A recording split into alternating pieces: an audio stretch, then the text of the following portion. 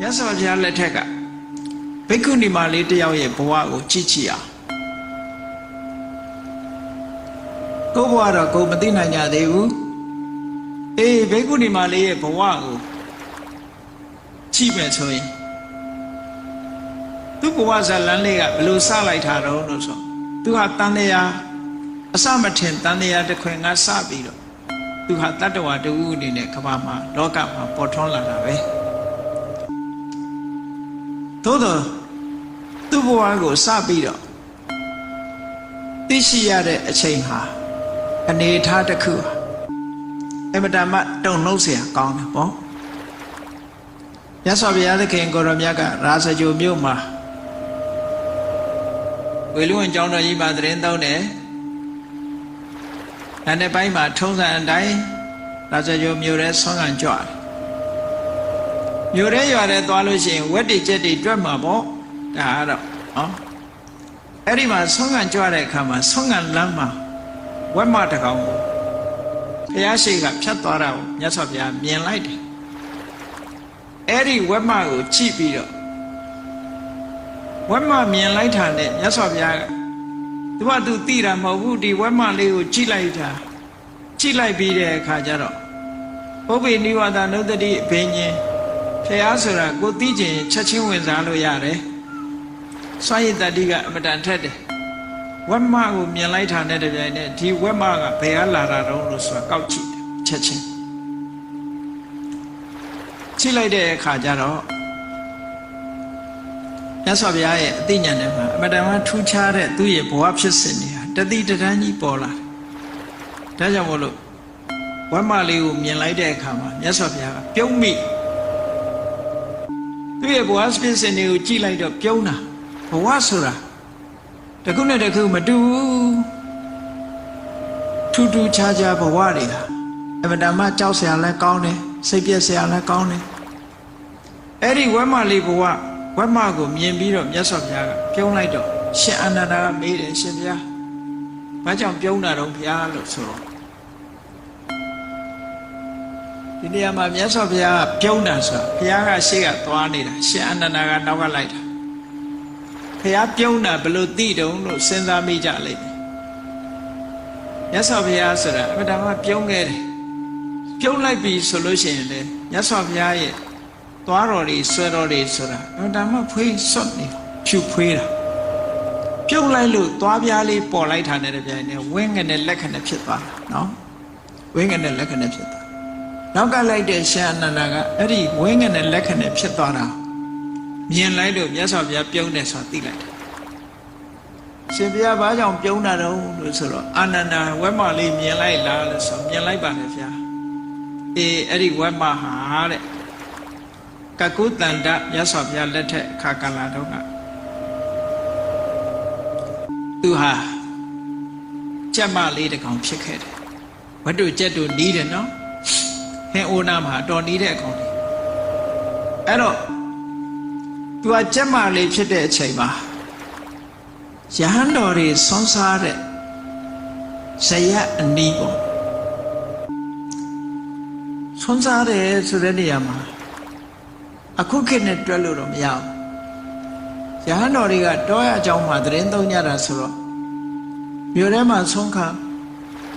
ပြီးလို့ရှိရင်ဒီဆွမ်းနေဟင်းတွေကိုတည်ပြီးတော့တောတဲ့ထီအောင်သွားရမယ်ဆိုရင်တော်ဝေးတယ်အဲ့ဒါကြောင့်မို့လို့ဆွမ်းခံပြီးလို့ရှိရင်အဲ့ဒီတော့ကမြို့တဲတို့မြို့အပြင်ဝါတို့ဇေယျလေးတွေဆောက်ထားတာရှိတယ်ကုသိုလ်လိုချင်တဲ့ပုဂ္ဂိုလ်တွေရေအိုးလေးတွေတည်ထားတာရှိတယ်ရဟန်းတော်တွေဟာဆုံးခံပြီးလို့ရှိရင်ကိုစားလောက်ပြီဆိုရင်အဲ့လိုဇေယျမျိုးကိုသွားပြီးတော့ဆုံးဖုံးပေးကြတယ်အဲ့ဒီဆုံးဖုံးပေးရင်ကိုရောဓမ္မကနေစဉ်အဲ့ဒီမှာဆုံးဖုံးပေးပြီးတဲ့အခါကျတော့သူကကမ္မထမ်းတန်ပေါက်ကလေးတွေရွတ်တယ်နဲ့တူပါတယ်ဝိပဿနာကမ္မထမ်းနဲ့ပတ်သက်ပြီးတော့ကမ္မထမ်းတန်ပေါက်လေးတွေတာဝေကဖြစ်ဖွယ်ရာလေးတွေရွတ်တော့အဲ့ဒီ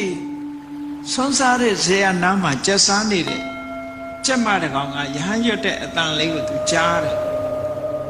ကြားတဲ့အခါမှာသူ့စိတ်ထဲမှာအကောင်းဆိုးအကြောင်းအကျိုးနားမလည်ပြီမဲ့လို့ တတ္တဝါဆိုတာလည်းပဲနားမလဲပေမဲ့လို့စိတ်ထဲမှာကျင်တူးမှုဆိုတာဖြစ်တတ်တယ်တရားသံကိုကြားပြီးတော့စိတ်ထဲကကျင်တူးမိတယ်သူကအဲ့ဒါလို့ကျင်တူးနေတဲ့အချိန်မှာသူ့ဘဝဘလောက်ကန်ဆိုးလို့ဆိုကောင်းကင်ကနေပြီးတော့သိန်းငှက်တကောင်ကနေထိုးဆင်းလာပြီးတော့သူ့ကိုတုတ်ချပြီးတော့သွားတယ်အဲ့ဒါနဲ့ဒီကျက်မတကောင်အသေးဆုံးသွားရပြန်နော်ကောင်းတဲ့အာယုံလေးနဲ့သေသွားတာအဲ့ဒါလို့သေသွားတဲ့အခါမှာသူဘယ်သွားဖြစ်တုံးလို့ဆိုတရားသံလေးကိုကြားပြီးတော့သေသည့်အတွက်ကြောင့်မင်းသမီးဘဝ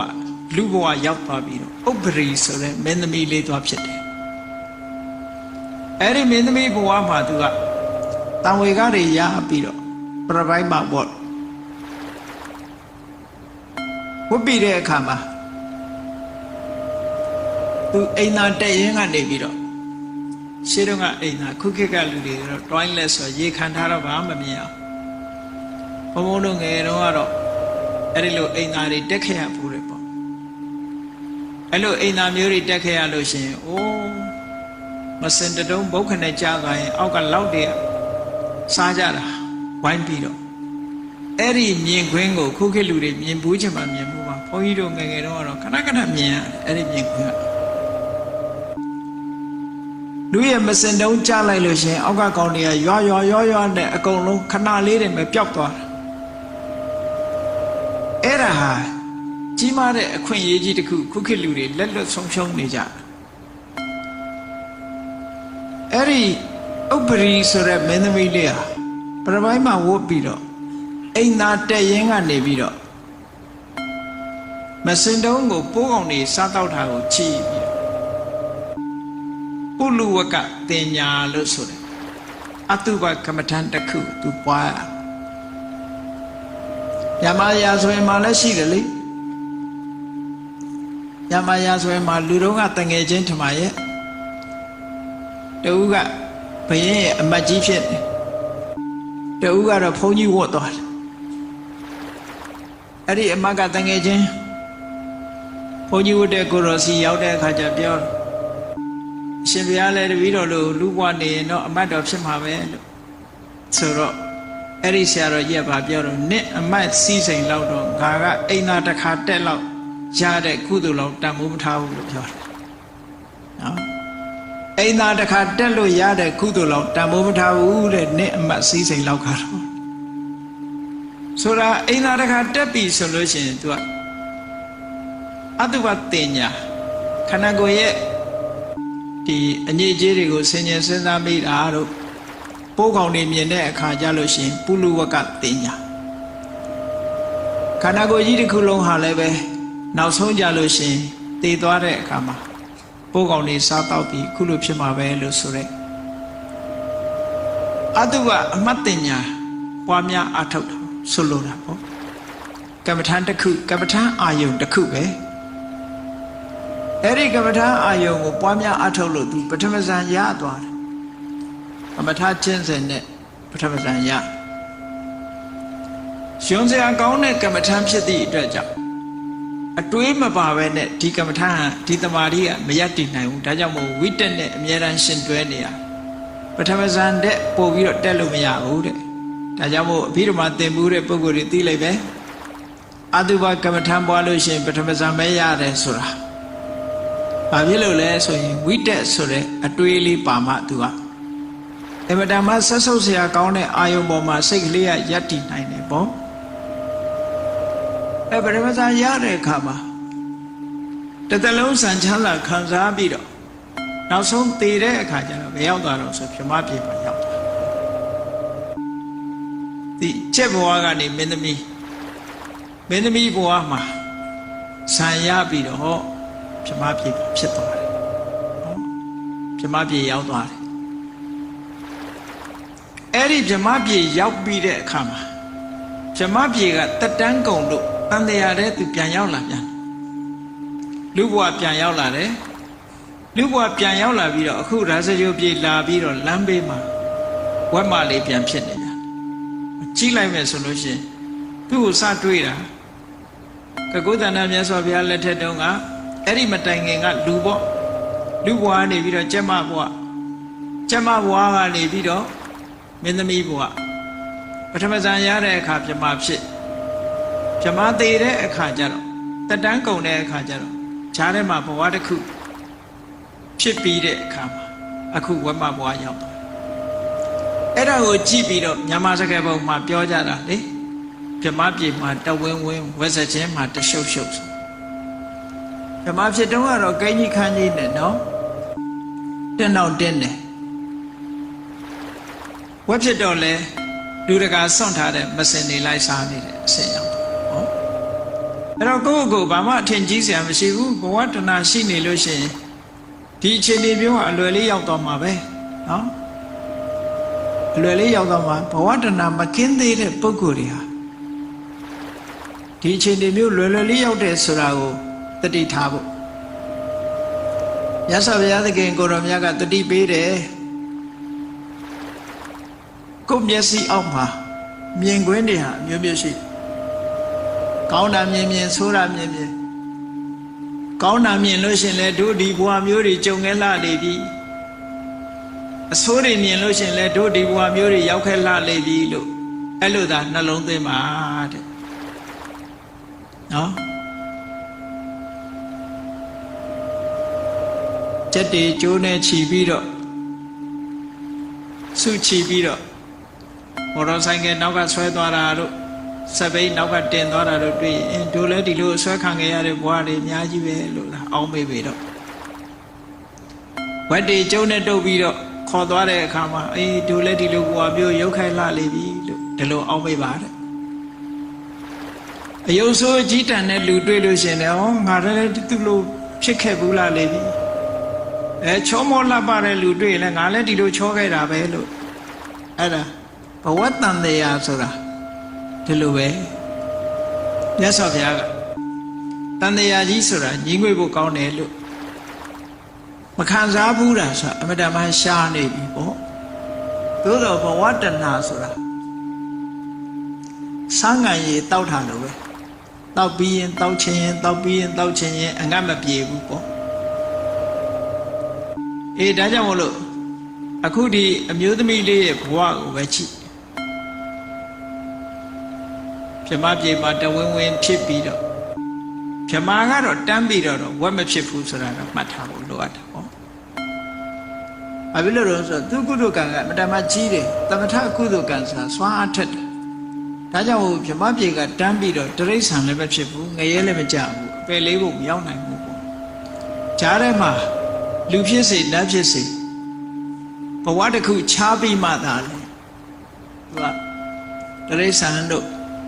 ပြိတ္တာတို့အသူရကယ်တို့ငရဲတို့ဆိုတာရောက်တယ်လို့အရှိန်ကအမတန်မှကောင်းတယ်ပေါ့ကုသိုလ်ရဲ့အရှိန်ဟော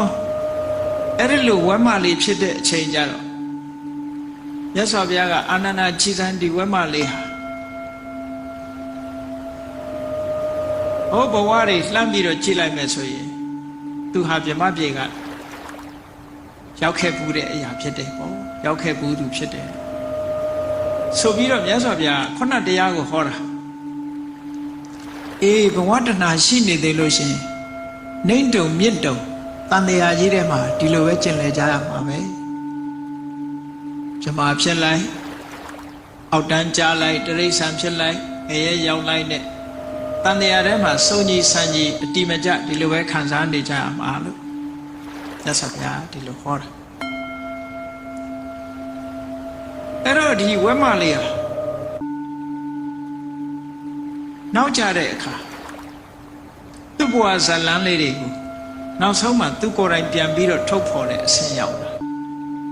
တန်တရားကိုဒီလိုလဲသွားပြီးတော့ရသော်ဘုရားသခင်ကိုရောမြတ်ကလည်း45ဝါတက်တော်80ပြည့်တဲ့အခါပြိဋိဘံဆံသွားတယ်သူလည်းတန်တရားဆက်ပြီးတော့လဲသွားတယ်ပေါ့သို့တော့သူဟာဘယ်ဘဝမှာသွားအဆုံးသတ်တယ်လဲလို့ဆိုလို့ရှိရင်တိရိလင်္ကာနိုင်ငံဒီကနေ့ခေါ်တယ်တိရိလင်္ကာနိုင်ငံလင်္ကာဒီပလို့ခေါ်တယ်တီဟိုကျွန်းမှာဘေကုဏီမှာဖြစ်တယ်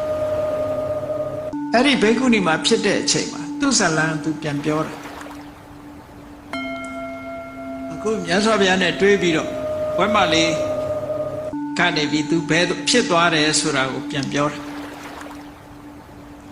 အဲ့ဒီဝက်မလေးကဘယ်လိုသေးတယ်ဆိုတာတော့မှတ်တမ်းမရှိဘူးသို့တော့ဖြစ်ဖို့ရများတာတော့ဒီဝက်မကတော့ဟင်းအိုးတဲ့ရောက်တာလည်းဖြစ်ကောင်းဖြစ်လိမ့်နော်များတယ်ပေါ့ဟင်းအိုးတဲ့ရောက်ဖို့အဲ့ဒီဝက်မဘဝကသေဆုံးသွားတဲ့အခါသူဘယ်မှာသွားဖြစ်တုံးဆိုကံရဲ့အရှိန်ပဲတော့ဒါတွေကဘဝတဏရဲ့ဥဆောင်မှုကံရဲ့အရှိန်သူလုပ်ခဲ့တဲ့ကုသိုလ်ကံအကုသိုလ်ကံတွေရဲ့ယထာကမ္မံကတော်လို့ဆိုတဲ့အတိုင်းကံအားလျော်ဆိုတာလူတွေဟာသွားလာနေကြတန်တရားထဲမှာလဲနေကြသူဘယ်ရောက်တုံးဆိုသူ့နာဘူမိဆိုတဲ့အရာမှာအဲ့ဒီသူ့နာဘူမိနိုင်ငံကမင်းသမီးသွားဖြစ်ပြန်ကြည့်ဝက်မကအဲ့ဒီရောက်တော့ပြန်ပြီနော်ဝက်ဖြစ်တုံးကတော့အဲ့ဒါမစင်တုံးနေစားမယ်အခုတခါမင်းသမီးဖြစ်တော့စိန်တွဲလဲနဲ့ပေါ့နော်စိန်တွဲလဲရွှေတွဲလဲနဲ့နေပြန်ပြီနန်းတော်ဝရောက်သွားပြန်ပြီတန်တရားထဲမှာအဲ့ဒါလိုပဲ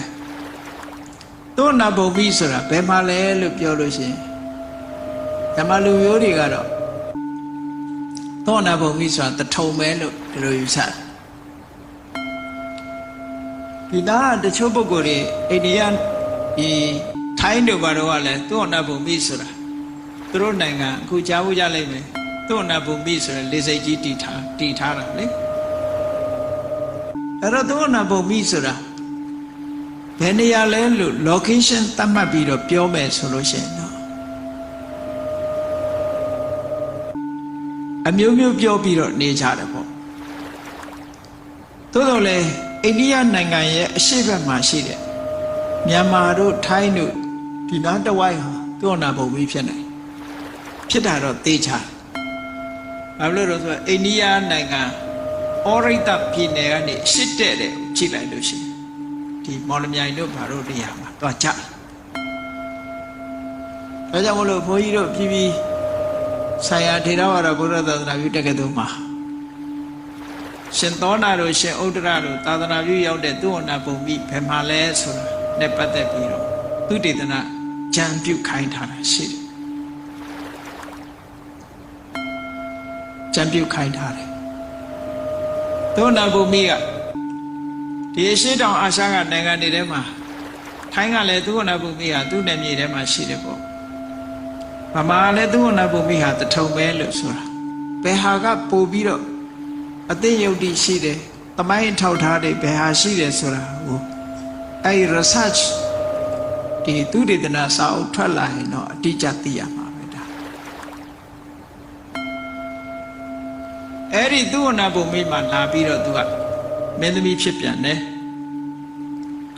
အဲ့ဒီမင်းသမီးဘဝကတည်တဲ့အခါဘယ်ရောက်သွားပြန်တော့ဆိုအိန္ဒိယပြန်ရောက်သွားပြန်တယ်ဗာရဏသီကိုပြန်ရောက်သွားပြန်ဗာရဏသီကဟိုရှိတော့လည်းဗာရဏသီပဲအခုလည်းဗာရဏသီပဲအဲ့ဒီဗာရဏသီကိုပြန်ရောက်သွားပြီးတော့လူဖြစ်ဗာရဏသီကနေဘယ်ရောက်သွားပြန်တော့ဆိုသုပ္ပါရကဆိုသင်္မောစိတ်ရွာသင်္မောစိတ်နားမှာရှိတဲ့မြို့လေးကိုရောက်သွားအဲ့ဒီသုပ္ပါရကသင်္မောစိတ်ကမြင်းကုံတီရဲ့အိမ်မှာသမီးသွားဖြစ်တယ်အဲ့ဒီကတည်တဲ့အခါကျတော့သူဘယ်ရောက်သွားပြန်တော့ဆိုကာဝီရဆိုတဲ့စိတ်ကဒါအိန္ဒိယနိုင်ငံကစိတ်ကမ်းနေပဲကာဝီရဆိုတဲ့စိတ်ကမ်းရောလှေတကြီးရဲ့သမီးသွားဖြစ်ပြန်နော်သူ့ဘဝဇာလန်းနေဒါတော့လူဘဝတွေကြီးပဲသူဆက်ဖြစ်နေအဲ့ဒီကနေပြီးတော့တည်သွားတဲ့အခါဘယ်ရောက်သွားပြန်တော့ဆိုခုနကလင်္ကာတိပတီဟိုချောင်းမှာအနုရာဓပူရမြို့ဆိုတာရှိတယ်အဲ့ဒီအနုရာဓပူရမြို့မင်းဆိုးရာစာ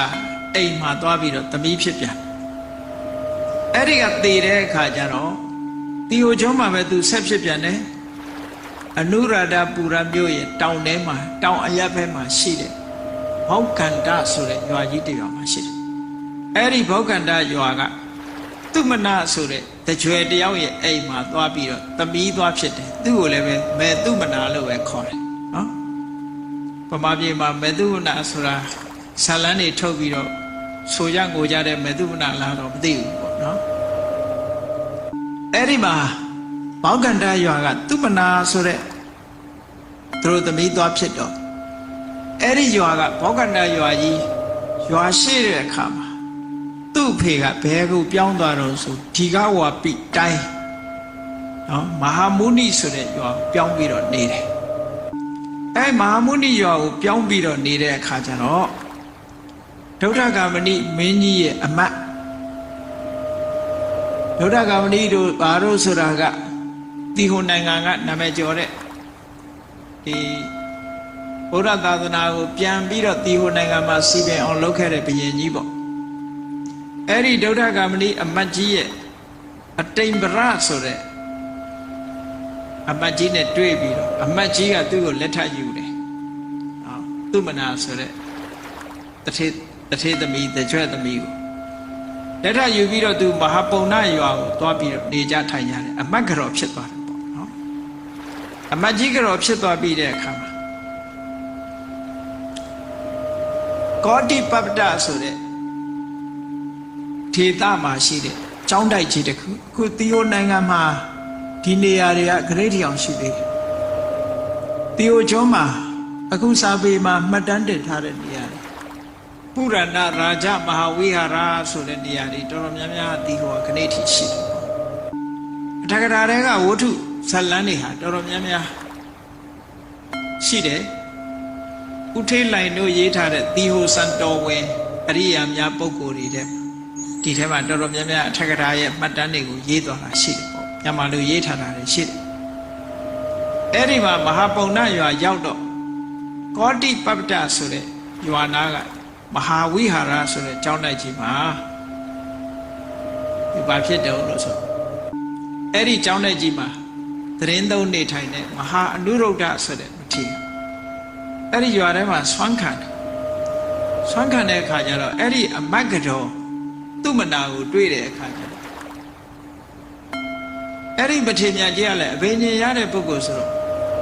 ဒီအမတ်ကတော်ဘယ်လာတာတော့လို့သူကြည့်လိုက်တဲ့အခါကျတော့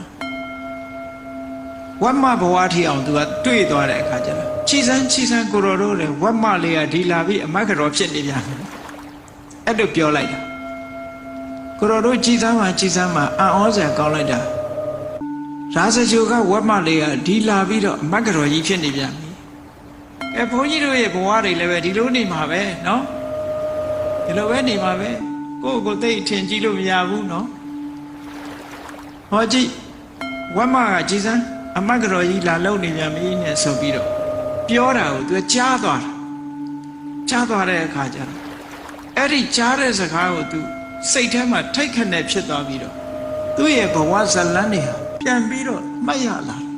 ဇာတိတ္တရဉာဏ်လို့ခေါ်တယ်အဘိညာဉ်ရလို့သိတာကတစ်မျိုးဇာတိတ္တရဉာဏ်ရလို့သိတာတစ်မျိုးဘဝကိုမှတ်မိတဲ့အသိဉာဏ်တစ်ခုကကောလာတတ်တယ်ပေါ့ဘဝကိုပြန်ပြီးတော့မှတ်မိတတ်တယ်ဘုန်းကြီးတို့ကျောင်းမှာဥစဉ်တစ်ပါးအခုကနေ့ထိရှိတယ်အဲ့ဒီဥစဉ်မှာခေါင်းမှာအနေရွတ်တွေတွေ့တော့ဘုန်းကြီးမေးတယ်မင်းခေါင်းကအနေရွတ်တွေကဘယ်သူကရိုက်သွားတော့လို့ဆိုမွေးရပါတဲ့ဘယ်လိုလုပ်တာတော့ဘယ်လိုမွေးရပါတာတော့လို့ဆိုဘုရားတော်ကသူကတန်ဃာဖြစ်ခဲ့တယ်တန်ဃာထဲမှာနေတာညကြတော့ဓမြလာတိုက်ပြီးသူ့ခေါင်းရိုက်ပြီးတတ်သွားတာအဲ့ဒီအနေရွတ်တွေကဒီဘဝထီအောင်လာနေဒါသူမှတ်မိပြောနော်ကိုရင်တစ်ပါးကတော့သူကသုံးဘဝမှတ်မိတယ်တဲ့သူလူဘဝတော့ကတဲ့ငှက်ကလေးတွေကိုလိုက်တတ်တယ်မုတ်ဆိုးဖြစ်တယ်တည်တဲ့ခါကျသူငယ်ရဲ့ရောက်သွားတယ်ငယ်ရဲ့ရောက်တဲ့ခါကျတော့ခွေးနဲ့ကြီးတွေကလိုက်တော့လက်ပတ်မင်းပေါ်တက်ပြေးတော့လက်ပတ်စူးကြီးတွေကသူ့စူးတာတဲ့ဟောအဲ့ဒါတွေကိုသူပြောပြနောက်ဆုံးအဲ့ဒီငယ်ရဲ့ဘဝလွတ်တဲ့အခါကျတော့အခုလူလာဖြစ်ပြီးတော့ကိုရင်ဝတ်နေတယ်အဲ့ဒီလိုမှတ်မိတဲ့ပုံကိုယ်တွေလည်းရှိတာတန်တရားထဲမှာမှတ်မိတဲ့ပုံကိုယ်တွေရှိတယ်အဲ့ဒီလိုဇာတိတ္တရဉာဏ်ရတယ်သူကဝက်မကကြည်စမ်းအံ့ဩစရာကောင်းတာအမတ်ကတော်ကြီးလာဖြစ်တယ်ဆိုတဲ့သတင်းကိုကြားလိုက်တဲ့အခါကျတော့သူ့ဘဝတွေဟာသူတန်းစီပြီးတော့ပေါ်လာတော့သူတန်ဝေကဖြစ်တော့အမတ်ကြီးကိုသွားပြီးတော့ခွင့်တောင်းပြီးတော့ဘိက္ခုနီမှာလောက်တယ်ပေါ့ အဲ့ဒီဘိက္ခုနီမဘဝမှာတရားကျင့်တော့တိတ်တမဟာဝိဟာရလို့ဆိုတဲ့ကျောင်းတိုက်မှာမဟာသတိပဋ္ဌာန်သုတ်ကိုဟောတယ်ဓမ္မဂတိကဆရာတော်ကမဟာသတိပဋ္ဌာန်သုတ်ကိုသူနာရင်မဟာသတိပဋ္ဌာန်သုတ်ကိုလာတဲ့အတိုင်းနှလုံးသွင်းဆင်ခြင်ပြီးတော့သောတာပန်ဖြစ်သွားတယ်အဲ့ဒီကနေပြီးနောက်ဒီဟိုကျွန်းမှာလည်းပဲနှစ်ပေါင်းကြာရှိအောင်စစ်ပွဲကြီးဖြစ်တယ်စစ်ပွဲရပါတော့ဆိုတီဟိုတွေနဲ့ဓမိလဆိုတဲ့ခြေကလားတဲ့ခုခေတ်ဆိုဓမိလဆိုတာတမီပေါ့နော်တမီနဲ့တီဟိုတွေနဲ့တိုက်ပွဲဟာအမတ္တမရှိကြခဲ့တယ်ဒုဋ္ဌဂามဏိမင်းတို့အခုမျက်မှောက်ခေတ်မှာလည်းပဲတော့ရှိကြတယ်ဘုန်းကြီးတို့တီဟိုကျွန်းရောက်သွားတာ1989ခုနှစ်ရောက်သွား1989နှစ်ရောက်တော့1982နှစ်ကစပြီးတော့တီဟိုနဲ့တမီလူမျိုးတွေပဋိပက္ခဖြစ်ဘုန်းကြီးတို့ရောက်သွားတဲ့အချိန်ဟာအဆိုးဆုံးအချိန်ဖြစ်တယ်နေ့စဉ်နဲ့များဘုံခွဲတာတွေရောနော်တိုက်ပွဲတွေရောလူတတ်တာတွေရောအဗဓမ္မဆိုးဝါးတဲ့အချိန်ပိုင်းအဲ့ဒီရောက်သွားအားလုံးသတင်းစာဖတ်တဲ့ပုဂ္ဂိုလ်တွေတွေ့ကြလိမ့်မယ်မကြခင်ကမှတီဟိုကဒီတမီနဲ့တီဟိုစစ်ပွဲဟာဆုံးသက်သွားတာနှစ်ပေါင်းအစိတ်လောက်ထိအောင်တိုက်ပွဲတွေကြီးကျယ်ဖြစ်ခဲ့တာပြည်တွင်းစစ်ပေါ့နော်အဲ့ဒါလိုဖြစ်ခဲ့တာအခုတော့ငြိမ်းချမ်းရေးရသွားပြီလို့ပြောမယ်သို့တော့ငြိမ်းချမ်းရေးရသွားတာတစ်ဖက်ကရှုံးလို့ငြိမ်းချမ်းရေးရတာထာဝရငြိမ်းချမ်းရေးတော့မဟုတ်နိုင်သေးဘူးနော်အားရှိလာရင်ပြန်ထအောင်ပါပဲအဲ့တော့အဲ့ဒီမှာပါဠိစာပေမှာဓမိလလို့ခေါ်တယ်အိန္ဒိယတောင်ပိုင်းမှာရှိတဲ့ပြည်နယ်ကြီးတစ်ခုကတမီနာဒူးလို့ခေါ်တယ်တမီနာဒူးပြည်နယ်ကလူမျိုးတွေကိုဓမိလလို့ခေါ်တယ်ရှေးတုန်းကစောလတိုင်းလို့လည်းရေးတယ်သူတို့အတန်တွေနဲ့ကြတော့ကြောလစောလတိုင်းအဲ့ဒီဓမိလလူမျိုးတွေစစ်ပွဲကြီးပြီးဆုံးတဲ့အခါမှာအဲ့ဒီဘိက္ခုနီမလေးဟာသူ့ဇာတိဖြစ်တဲ့ဘောဂန္တရွာကိုပြန်ပြီးတော့နေထိုင်တာအဲ့ဒီမှာနေရင်းနဲ့ကံလမဟာဝိဟာရလို့ခေါ်တဲ့ကျောင်းတိုက်ကြီးမှာတရားသွားနာအဲ့ဒီကျောင်းတိုက်ကြီးမှာဗာတရားသူနာလဲရတော့ဆိုအာတိဝီသောပမသုတ်တံဆိုတော့သူနာလဲရတယ်ဝေကြီးလေးကောင်နဲ့ဥပမာပေးပြီးတော့ဟောတဲ့တော့ဘုန်းကြီးတို့ဟောထားတဲ့ကိုယ်ဘက်ကန်းကငြိမ်းချမ်းတယ်ဆိုတဲ့အာတိဝီသောပမသုတ်ပဲအဲ့ဒီအာတိဝီသောပမသုတ်ဆိုတာဝိပဿနာကျင့်စဉ်တစ်ခုဒုက္ခလက္ခဏာရှုထောင့်ကနေပြီးတော့ဝိပဿနာကျင့်စဉ်တစ်ခုကိုမြတ်စွာဘုရားဟောကြားထားတဲ့သုတ်တန်တစ်ခုဖြစ်တယ်ပေါ့အဲ့ဒီသုတ်တန်ကိုနာရင်ကနေပြီးတော့သူဟာယဟနာဖြစ်သွားတယ်ဆိုဝက်မလေးဘဝဟာ12ဘဝပြန်ပြီးတော့တဘဝပြီးတဘဝတဘဝပြီးတဘဝစာထဲမှာတော့73ဘဝလို့ဆိုတယ်တဘဝကတွက်လို့မရဘူးဖြစ်တယ်အဲ့တော့12ဘဝပဲတွေ့ရတယ်အဲ့ဒီ12ဘဝပြန်ပြောင်းပြပြီးတော့နောက်ဆုံးမှာအခုတိရိလင်္ကာနိုင်ငံတီဟိုကျွန်းကဘောဂန္တရွာမှာပဲအာတိဝီသောပမသုတ်တံကိုကြားနာရင်းကနေပြီးသူကယဟနာဖြစ်သွားပြီလုံးဝတန်တရားကလွတ်သွားပြီဘာကြောင့်တန်တရားကလွတ်သွားတာလဲဆိုဘဝတဏှာကိုသူအဆုံးသတ်လိုက်နိုင်တယ်ပေါ့ဘဝတဏှာရှိနေသေးသမျှတော့ဝက်ဘဝရောက်လိုက်ကြက်ဘဝရောက်လိုက်ငရဲရောက်လိုက်လူပြေဖြစ်လိုက်နဲ့တန်တရားထဲမှာဒီလိုလဲနေကြအောင်ပါပဲဒါကြောင့်မို့ဘဝတဏှာနဲ့တန်တရားဆိုတဲ့ဒီတရားကိုကြားနာပြီးရင်တို့တွေတန်တရားလဲနေရတာဟာဘဝတဏှာကြောင့်လဲနေကြရတာဘဝတဏှာကိုမဖယ်ရှားနိုင်သေးသမျှတို့တွေတန်တရားလဲကြရအောင်မှာဖြစ်တယ်အဲ့ဒီဘဝတဏှာဆိုတဲ့တန်တရားထဲမှာပျော်ရွှင်မှုကျေနပ်မှုမျက်စိကမြင်တဲ့အာယုံပေါ်မှာကျေနပ်နေမှုနားကကြားတဲ့အသံပေါ်မှာကျေနပ်တွေ့တာနေမှုနှာခေါင်းနဲ့နမ်းရှူရတဲ့အနတ်လျှာနဲ့လဲရတဲ့အရာသာခန္ဓာကိုယ်ကထိတွေ့ရတဲ့အထိအတွေ့စိတ်ကူးစိတ်တန်းထဲမှာပေါ်လာတဲ့အာယုန်တွေပေါ်မှာတွေ့တာမှုဆိုတဲ့တဏှာတွေအာရမဏနုတ္တယအာယုန်ပေါ်မှာ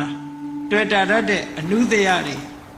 တဏှာအနုတ္တယတွေရှိနေသေးသမျှ ဘုန်းကြီးတို့တွေဘဝတန်တရားထဲမှာအခုလိုလဲနေကြရအောင်ပါဒါကြောင့်မို့အဲ့ဒီတဏှာကိုတွေးဖို့ရအတွက်တမ္မာဒိဋ္ဌိဆိုတဲ့ဝိပဿနာဉာဏ်ကိုထူထောင်ကြရမှာဖြစ်တယ်တမ္မာဒိဋ္ဌိဉာဏ်ကိုထူထောင်ပြီးတဲ့အခါကျလို့ရှိရင်တဏှာရဲ့တယုတ်အသင်္တရံတွေကိုမှန်မှန်ကန်ကန်တွေးရှိနားလည်လာပြီးထိုတဏှာကိုဖယ်ရှားပြစ်နိုင်တဲ့ဝိပဿနာဉာဏ်အစဉ်စဉ်တက်လာလို့အောင်မြင်စွာရရှိသွားတဲ့မဉ္ဇဉ်ဖို့ဉာဏ်ကိုရပြီဆိုတဲ့အခါမှာတဏှာဟာနောက်ဆုံးပိတ်မှာအမြစ်ပါပြတ်ပြီးတော့ဆုံးသက်တော်မှာဖြစ်ပါတယ်တစ်ပင်ကြီးတစ်ပင်ကိုအမြစ်ကိုတူးပစ်လိုက်ရင်ထိုတစ်ပင်ကြီးကဘယ်တော့မှပြန်ပြီးတော့အတက်မထွက်တော့သလိုပဲဘုန်းကြီးတို့ရဲ့ဘဝဟာလည်းပဲဘဝတဏှာဆိုတဲ့အမြစ်ကိုဖယ်ရှားပစ်လိုက်နိုင်လို့ရှိရင်ဘဝထဲမှာစမ်းကြီးစုံကြီးဆန်းကြီးဆိုတဲ့ဘဝတန်တရားရဲ့ဒုက္ခတွေကိုဖယ်ရှားပစ်နိုင်မှာဖြစ်တယ်လို့ကိုစီသဘောကျပြီးတော့တို့တွေတန်တရားကလွတ်ဖို့အတွက်ဘဝတဏှာကိုဖယ်ရှားကြရမှာပဲလို့ဘဝတဏှာကိုဖယ်ရှားနိုင်အောင်အမှန်မြင်အောင်ဝိပဿနာကျင့်စဉ်တစ်ခုဖြင့်ကျင့်ကြံကြိုးကုပ်အားထုတ်တော်မူနိုင်ကြပါစေကုန်သတည်းသာဓုသာဓုသာဓုကဲမေတ္တာပို့ရအောင်တတ္တဝါများစွာတတ္တဝါများစွာဘေးရန်ကွာဘေးရန်ကွာချမ်းသာကြပါစေချမ်းသာကြပါစေတတ္တဝါများစွာတတ္တဝါများစွာဘေးရန်ကွာဘေးရန်ကွာချမ်းသာကြပါစေချမ်းသာကြပါစေမေတ္တာရေချမ်းမေတ္တာရေချမ်းသုံးငါဖြံသုံးငါဖြံငြိမ်းချမ်းကြပါစေငြိမ်းချမ်းကြပါစေမေတ္တာရေချမ်းမေတ္တာရေချမ်းသုံးငါဖြံသုံးငါဖြံငြိမ်းချမ်းကြပါစေငြိမ်းချမ်းကြပါစေသက်ရှိချမ်းသာသက်ရှိချမ်းသာစိတ်ချမ်းသာစိတ်ချမ်းသာလူရဆန္ဒပြည့်ပါစေလူရဆန္ဒပြည့်ပါစေသက်ရှိချမ်းသာသက်ရှိချမ်းသာစိတ်ချမ်းသာစိတ်ချမ်းသာလူရဆန္ဒပြည့်ပါစေလူရဆန္ဒပြည့်ပါစေဓမ္မောတရံပိဝိတဝါနဝိသာတဗ္ဗေတမုဟတာအာစရမရာတိတိဘာဝနိဗ္ဗာနံယန္တုတာရောဓမ္မောတရံလောဘဒေါသမောဟစိတ်တောင်းကင်းပြောက်ခြင်းတရားစေကိုပိဝိတဝါဝန္တာရှင်ပြတောက်ကြရနာကြရကုန်သောကြောင့်ဝိသာတဗ္ဗေပုစာမျက်နှောင်ကိလေသာစိတ်တောက်ဟုသမျှတို့သည်တမုဟတာပိဉ္ကြဘက်တွင်ရေမတင်တဲ့ကဲ့သို့ကင်းစင်လွင်ပြောင်းပေမရောက်အောင်ပယ်ဖြောက်အကုန်သည်ဟောတုစင်စစ်မသွေဖြစ်ကြပါစေကုန်သတည်းအာဇရမရံအိုခြင်းလဲကွာနာခြင်းလဲကင်းသေးခြင်းလဲရှင်ထသောတိတိဘဝကိလေသာဟုပုခသိင်ကင်းကြီးရာအစိဖြစ်ပေထသောနိဗ္ဗာန်နိဗ္ဗာန်ဟုခေါ်ဤမြုပ်တော်သို့သာရောတရားချစ်ခင်စိတ်ကောင်းဝိညာသူတော်စင်များတို့သည်ယန္တုပါရမီအစဉ်စဉ်မြင့်တယ်မြင့်၍မလင့်ပုံသေးဆက်ရောက်တော်မူကြပါစေကုန်တည်းသာ